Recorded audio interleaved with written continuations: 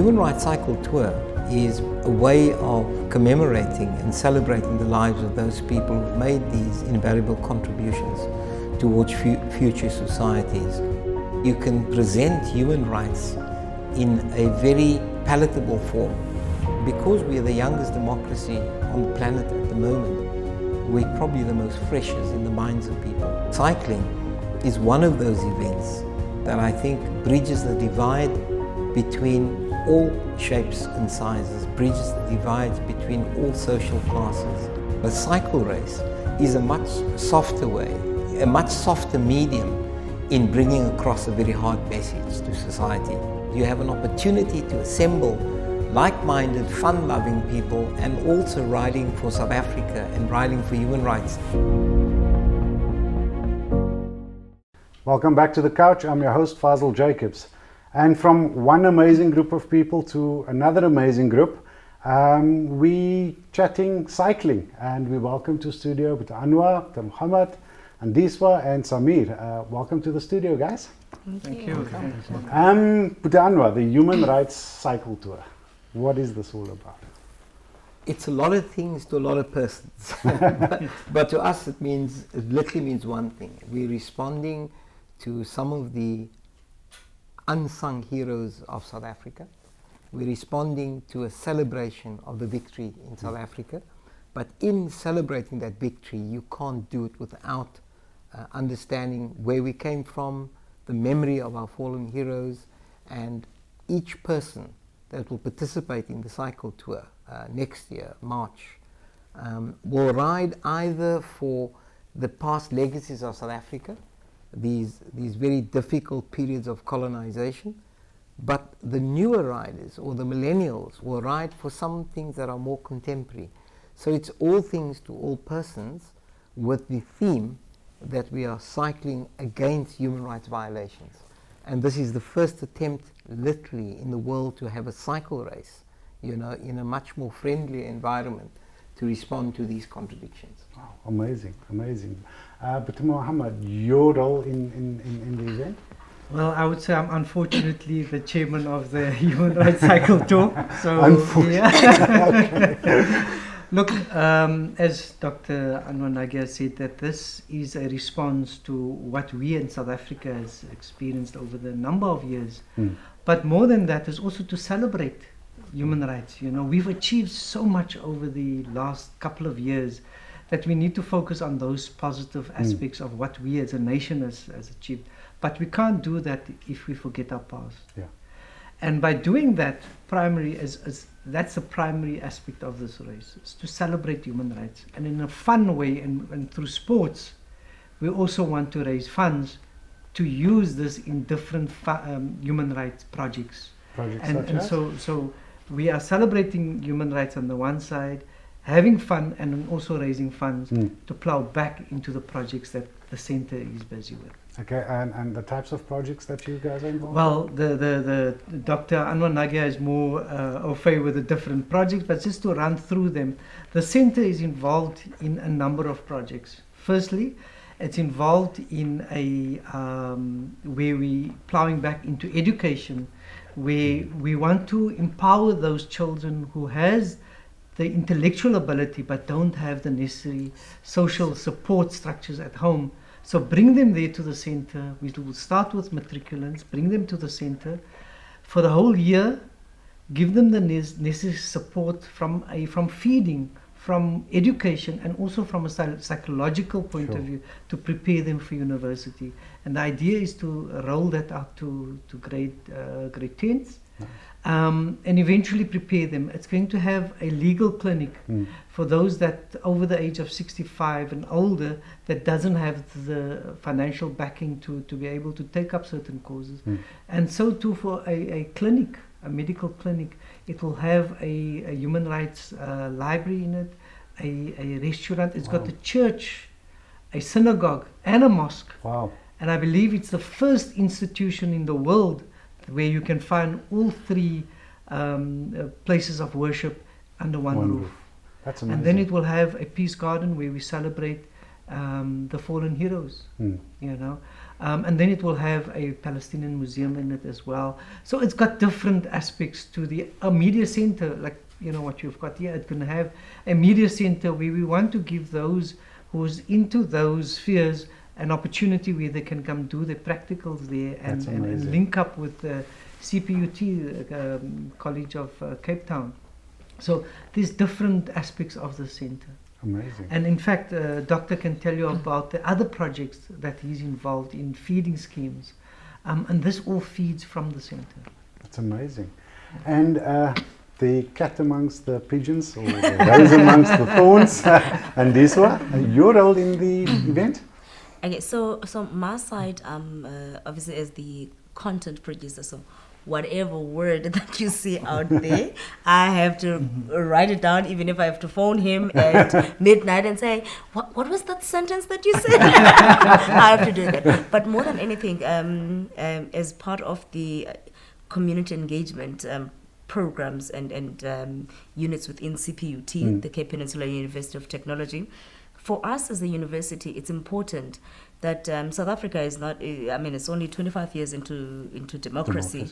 And if we look at the inequality gaps within our society, so it's important that in as much as we understand that the students that make it to university is just a drop in an ocean. Yeah. And those are the policymakers of tomorrow. Those are the ones that we're putting our trust on. So we need to nurture them. So for us is, when I get involved in community engagement projects, we involve our students from various departments. So the purpose of that is that students, as they graduate, must not forget the real issues that society is facing, so that when they get to be professionals, they get to make decisions, be directors, be policymakers, they know that the community at large is dependent on them, and these are the real issues. Yeah. So for us, it's really to get our students involved and in issues such as human rights. I mean, we in days of university students being killed every single day. Yeah.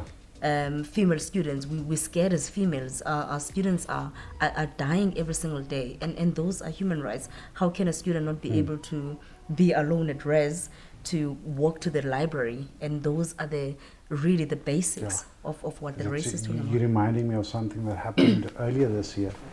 We were involved in a project, and we were handing out school shoes at a school in Bonteheuwel, and what was supposed to be such an amazing day, and at the end of the day it was, but it was such a rude awakening. You read about this in the papers, but here's a primary school, and all of a sudden you just hear ba ba ba, and everybody drops, and the PA goes off, everybody down on the grounds, and the kids are laughing, and I couldn't understand why the kids were laughing. We sitting there, we petrified, and they, don't worry, this is fine, this will pass now. Oh no! And what world is it that we live in? That's a norm. So kudos to you guys and this initiative. Yeah, we even have the junior race. I saw the Yeah, JDB. because for us, it's children are the most vulnerable Yeah. to human rights violation. Parents violate children's rights, sadly. They get kidnapped because the parents have a certain social status. Yeah. So somebody will come and kidnap the kids just so that they can get some money from the parents. So it's a whole lot of things. So we want to try take it from a young. The conversation is relevant in all areas. Areas, no, for sure. And we can go on and on, but we're talking about the actual race itself. And Samir, your role in this race. Yeah, Faisal, I mean, I'm obviously part of the team, volunteering, and I, together with another group of individuals that are all sitting behind this project, I mean, we want to get the word out as much as possible about this amazing event that's obviously happening on the 29th of March. And we believe that it's will really be historic, and everyone needs to get involved with it. No, for sure. So we're busy with various initiatives of the coming weeks and months. It started with a launch a few weeks ago at the Human Rights Center, just introducing it to the public. And we'll be out there amongst people, getting the word out on this initiative, speaking to them whether it's in the form of handing out flyers or just chatting to them and encouraging everyone to get part of this event. You know, everyone is volunteers, and you know what it means to be able to use sport to give back, you know, and how we can link it to social initiatives. And human rights is, you know, it affects all of us. And for us to be involved in something like this, to be able to kind of make a difference, means so much to everyone. Faisal, maybe if I could just come in here, and the route that we've actually plotted out for this event, a lot of thought is, in fact, months and months we've been through. I think we're now with the city's presentation on route on version 17. Wow. And the reason for that is because we are going through certain iconic and historic places. Dr. Anwar knows all the history behind it, but we have the expo at the castle, and we know the history of the castle. We start on the parade, then we meander through Blauberg. I never knew that there was a Battle of Blauberg with the British and all that. You know? We then work our way through the business sector of Elsa's River, you know, and then we get through Thornton Road. Now, who can forget the Trojan Horse killing in September 1985? And then we get past the Battle of Liesbeek Parkway, you know, and then we go through the lower main road of Woodstock, Salt River, and those areas. And yes, people might be thinking that the route could be a risk. We're talking of cycling, but people should be rest assured that we are taking care of all those concerns, particularly in certain areas, to make people feel safe. That because most of the, not most, a lot of the people on the committee are also cyclists. And we know the dangers and the risks. So people shouldn't be concerned the areas that we go through. We are taking good care of the concerns of people. Awesome. And how far is this event? At 75 kilometers. Okay. We don't want to make it too short, and we don't want to make it too long, because we want to make it a family event. And people will just be coming off certain training that they are doing for certain events. So 75 kilometers, in fact, initially when we planned the route, a lot of people, in fact, they raised the concern, but it's such a flat route. So we had to put in a hill just for those that you know. Speed bumps. So we had to take all those things into consideration. But the other thing is, as Samir touched on it earlier on, that when we launched on the 10th of November, we were pleasantly surprised. A group of people, handicapped children, came there, and they called what buggies on wheels. And it was really, one of the guys had to excuse himself because he became so emotional. Because there's 20 of these kids that wants to take part in this event. Now, if they can do it, who are we as able-bodied that... So the question is, who is this event for? It's for everybody that wants to make a change to our beloved country. Awesome. So we're running out of time, and there's such a lot of wanted to chat about. Hopefully you guys can come back.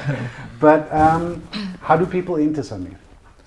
Well, there's the main website, the humanrightscycletour.coza, and they'll be able to enter. All the information is on the website, the route map, and there's a how to enter section. And effectively it's run through Racetech, is that correct? So it's the booking facility. So they book via that, they pay online, and they get their confirmation as well. The race trip then, obviously. I'm not sure about the race trip, but I mean that's included. Maybe Dr. Anwar, you can talk about because you got the rude awakening. So on that, I mean we've obviously got a social media presence as well via Facebook. This is regular interactions on a daily basis, posts, etc. So we'd like to encourage everyone to get involved there. And then we've also got an Instagram page just posting regular posts as well. Links are up on the screen. Dr. Anwar, the race trip? Now, firstly, obviously are probably going to do 2 kilometers.